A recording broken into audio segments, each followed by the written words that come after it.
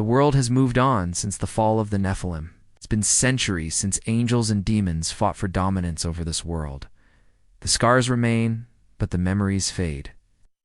Men have built their lives anew, but the bloodline of Lilith stirs once more. Lilith, the first of her kind, who walked with the Lord before Lucifer fell. She was cast out of Eden when Adam was made, a woman without a home, rejected by her own kind.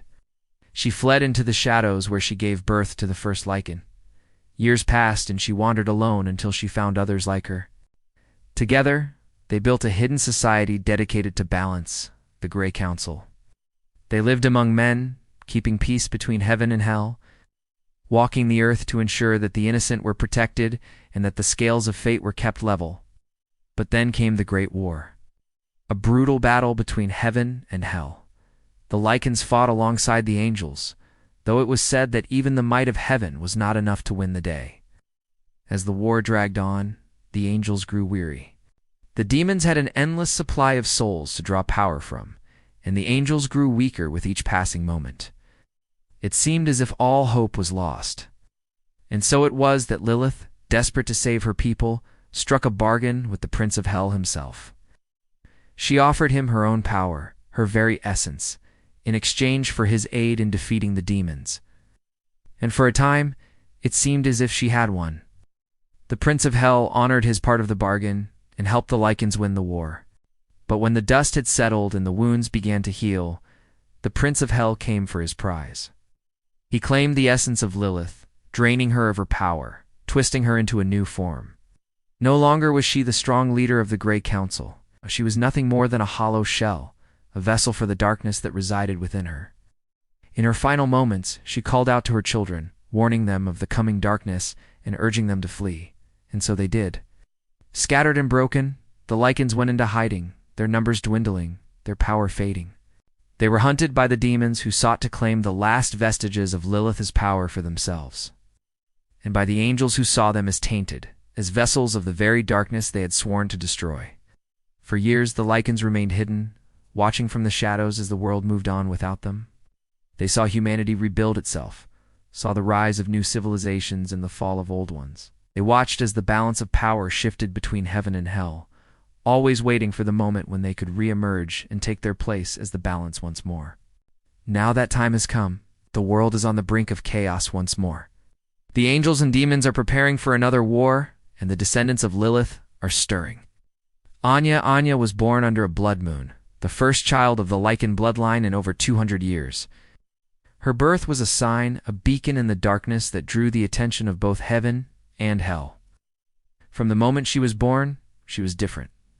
Her eyes were the color of storm clouds, her hair as dark as the abyss. And there was a power about her, a presence that both intrigued and frightened those who met her gaze. She grew up in the shadows, trained in the ancient arts of her people. She learned of her mother's legacy, of the Great War, and of the bargain that had been struck. She knew that she was different, that she was more than just a child of prophecy, and she struggled to come to terms with her destiny. She grew older. Her powers grew with her, manifesting in ways that were both wondrous and terrifying. She could shift into a wolf at will, becoming a creature of pure shadow and nightmare. And she possessed a strength and speed that belied her small frame. But it was her connection to the ethereal realm that truly set her apart. She could see the threads of fate, the delicate balance that held the world together.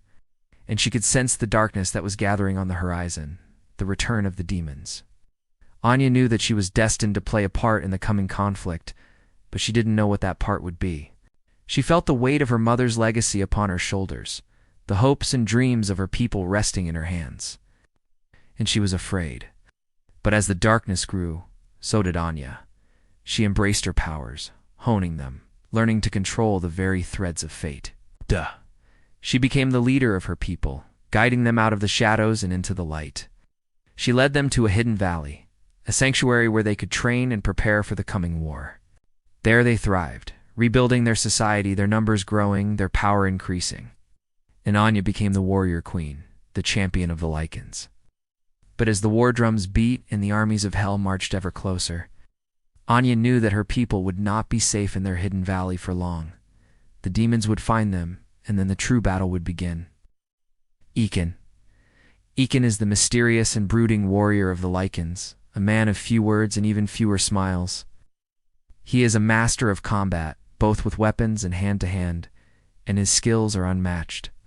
Ekken is a lone wolf, preferring to work alone rather than in groups. He is haunted by a tragic past, something that happened in the early days of the war that has left him with deep psychological scars.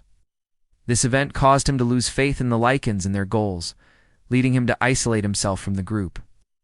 Despite his skills, Ekken feels that he is not worthy of being a leader and is reluctant to take charge when the need arises. He is fiercely loyal to his friends and will do anything to protect them. However, he struggles with feelings of guilt and self-loathing, believing that he is cursed and doomed to bring misfortune to those around him. Ekken is a powerful warrior and a valuable asset to the Lykans, but his inner demons may ultimately be his downfall. Zara is a young and idealistic healer who is passionate about helping others. She is a gifted empath and can sense the emotions of those around her, which allows her to tailor her healing touch to their specific needs. Despite her kind and gentle nature, Zara is not afraid to speak her mind and often challenges the beliefs and traditions of her people. She believes that the Lykans should embrace their connection to the ethereal realm and use it to help humanity rather than hiding from it. Zara is also a skilled tracker and survivalist, which makes her an invaluable member of the Lykan community. However, her desire to help others can sometimes lead her into danger. She must learn to balance her compassion with self-preservation. Aazil. Aazil is a cunning and charismatic leader who is respected by his peers and followers. He is a skilled manipulator and strategist, able to inspire loyalty and devotion in those around him. Aazil is a firm believer in the Lykans' mission to bring balance to the world, and he is willing to do whatever it takes to achieve that goal. He is a master of disguise and deception, able to assume different identities and infiltrate enemy territory undetected. However, his ruthless and ambitious nature can sometimes make him reckless, and he must learn to control his darker impulses if he is to lead the Lykans to victory. Together, these four warriors represent the strength, power, and resilience of the Lykan bloodline. They are the children of Lilith, the Lilim, and they are the balance.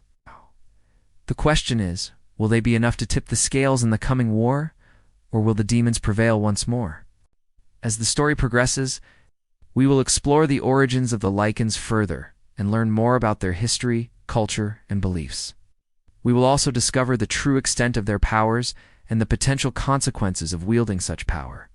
The stakes are high, and the battles will be epic, but it is ultimately a story about hope and redemption. The Lykans are a people who have suffered greatly, but they have never given up hope for a better future. They are the children of Lilith, the first of her kind, who walked with the Lord before Lucifer fell. They are the balance, the gray between divine extremes.